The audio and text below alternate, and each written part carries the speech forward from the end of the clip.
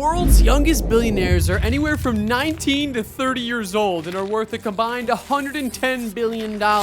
But who are these ultra-wealthy billionaires? Today we're counting down the top 10 youngest billionaires and how one of them got rich just by being born and acquiring $39 billion. You know what's funny? For the first time in 15 years, all billionaires under 30 got their money from mommy and daddy. That's right, not a single self-made billionaire story in the bunch. Welcome to the Inheritance Club, where being born rich is the only qualification. Now let's talk about these super young billionaires. It's like winning the lottery, but instead of buying a ticket, you just pop out of the right womb. Must be nice, right? These kids are rolling in cash before they even learn to walk. Take Livia Voigt, for example. She's 19 and worth $1.1 billion. How? She owns a big chunk of WEG, a company that makes electric motors and stuff. Her great-grandpa started it back in 1961. Talk about a golden spoon. Livia's parents? They're loaded too, of course, but they're not the ones in the spotlight. Nope, it's just their teenage daughter who's making headlines for being stupid rich. Now, picture this. Livia's probably sitting in a college lecture hall pretending to care about economics while her bank account has more zeros than her professor's salary. It's like playing Monopoly, but with real money and no go-to-jail cards. You might think she's out here buying private islands or gold-plated toilets, but for all we know, she's just splurging on overpriced lattes and textbooks like any other college kid. Except her splurging could probably buy the whole coffee shop. Now, let's talk about WEG, the company that's making Livia so rich she could probably buy her own country. They make electric motors and equipment. Sounds boring, right? Well, those boring things are in pretty much everything that moves or powers up. WEG sells to over 135 countries. They're like the invisible giants of the electric world. But here's the kicker. Livia doesn't actually do anything for WEG. She just owns a piece of it. It's like getting a paycheck for just existing. Nice work if you can get it, huh? Now, before you start feeling too bad about your own bank account, don't worry. We've got some self-made billionaires coming up later. They're a bit older, you know, ancient 30-somethings, unk status, but at least they didn't just win the birth lottery. So what have we learned? If you want to be a billionaire before 30, your best bet is to pick your parents really, really well, or invent a time machine to go back to choose better ones. Either way, good luck with that. Time machines are cool and all, but these next guys didn't need one. Meet the Del Vecchio brothers, Clemente, Luca, and Leonardo. These three musketeers of moolah inherited a fortune that would make Scrooge McDuck jealous. Their dad, also named Leonardo, left them each a 12.5% stake in the family's holding company when he died. That's like winning the lottery, except the ticket was their birth certificate. So what's this magical company that's worth so much? It's called Elixir Luxottica, and it's basically the Godzilla of the eyewear world. They own a quarter of the entire market. That's right, 1 in 4 pairs of glasses probably came from these guys. In 2022, they made $25.5 billion in revenue. That's more money than some countries see in a year. You know Ray-Ban, those cool shades you see on every Instagram influencer? Yeah, that's them. Oakley? Them too. Persol? Vogue Eyewear? All theirs. They even make glasses for fancy fashion brands like Chanel and Prada. It's like they have a monopoly on making people look cool.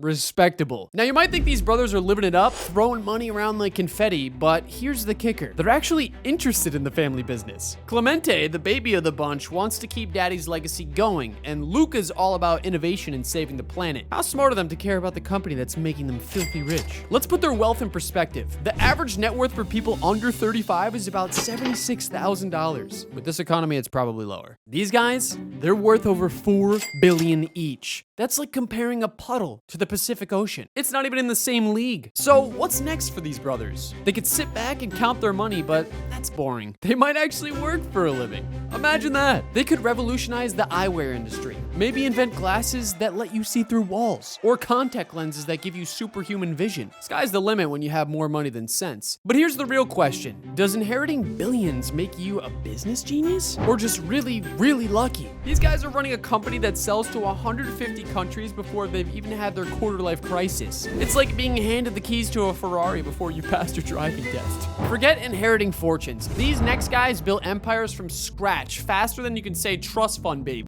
One's revolutionizing how we pay for stuff, and the other's fixing our shopping headaches. But which one has the cooler origin story? Meet John Collision, the 33-year-old who's worth a cool $7.2 billion. He didn't get rich by inheriting daddy's glasses company. Nope, he made his own luck with a little thing called Stripe. Ever bought anything online? Chances are you've used Stripe without even knowing it. Stripe's like the invisible superhero of online payments. It makes buying stuff on the internet super easy. No more typing in your credit card a million times, just click and buy. why. It's so simple, even your grandma could do it. And that's why it's worth billions. But John's story isn't just about making money. It's about going from a small town in Ireland to big-time Silicon Valley. He grew up in the Irish countryside, probably chasing sheep or something. Then, bam, he's in California, swimming in cash like Jeff Bezos. Now, let's talk about Ryan Breslow. He's 29 and worth 1.1 billion. That's like winning the lottery, except he actually worked for it. Ryan started a company called Bolt. No, not the dog from Disney. It's a checkout thingy for online stores.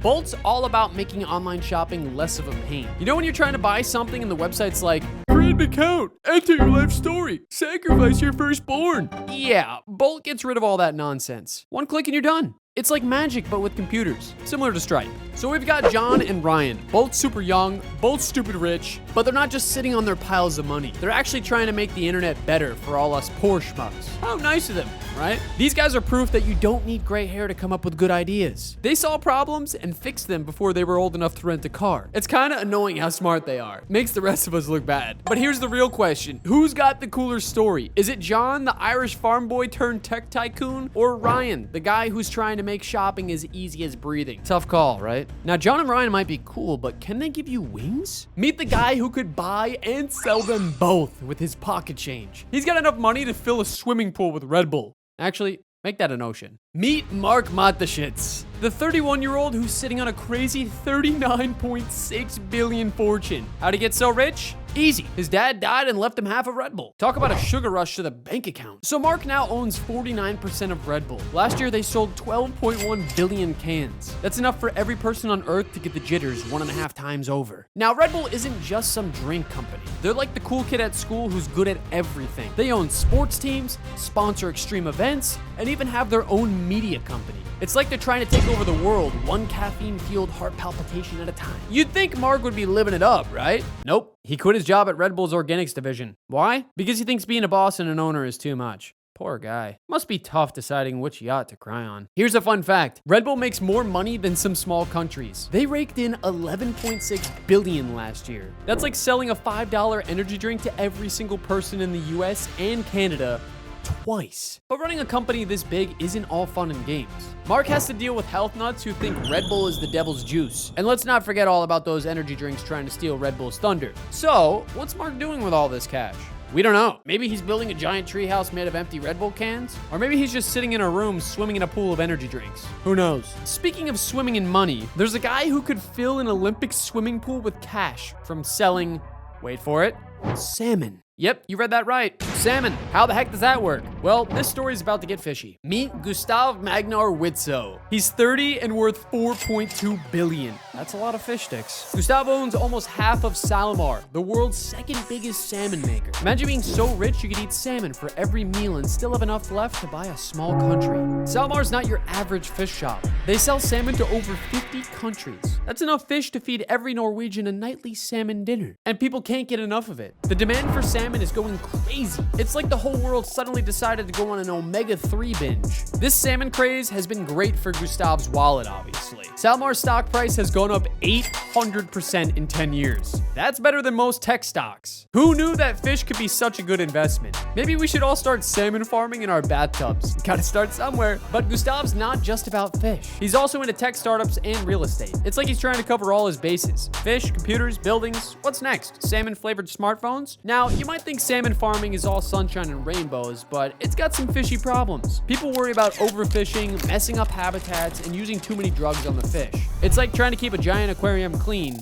but the aquarium is the ocean. Salmar says they're trying to be good guys. They're working on ways to farm fish without trashing the planet. It's like they're trying to be the Tesla of fish farming, but instead of electric cars, they're making electric eels. Okay, not really, but you get the idea. Gustav's not just a boring fish guy, though. He's on social media, showing off his rich kid life. He models for brands and goes to fancy parties like the Met Gala. It's like he's trying to be the Kim Kardashian of the salmon world, but with more fish and fewer selfies. Compared to other young billionaires in old school industries, Gustav's doing pretty well. He's not selling glasses or making buildings. He's selling fish, and he's making it look cool. Who knew salmon could be so glamorous? From salmon to sandwiches, it seems like young billionaires have a thing for food, right? But what if I told you the next duo on our list made their fortune by never stepping foot in a kitchen? These guys found a way to profit from your refusal to cook, and boy, did it pay off. Meet Andy Fang and Stanley Tang, both 31 and each worth 1.2 billion. These guys aren't chefs, they're the brains behind DoorDash. You know, the app you use when you're too lazy to cook or drive to get food. These two met at Stanford University in 2013. They weren't planning to get rich off of your hunger, they just wanted to help local restaurants deliver food. Funny how things work out. DoorDash grew fast, really fast. By 2020, they were worth billions. Then the pandemic hit. Suddenly, everyone wanted food delivered. It was like winning the lottery for Fang and Tang. Their company went public and boom, instant billionaires. But it's not all rainbows and unicorns in delivery land. DoorDash changed how restaurants work. Some love it, others not so much. It's like the friend who always shows up uninvited but brings food, so you can't really complain. DoorDash created jobs, sure, but are they good jobs? That's the million-dollar question, or in this case, the billion-dollar question. After the pandemic, things got tricky. People started going out again.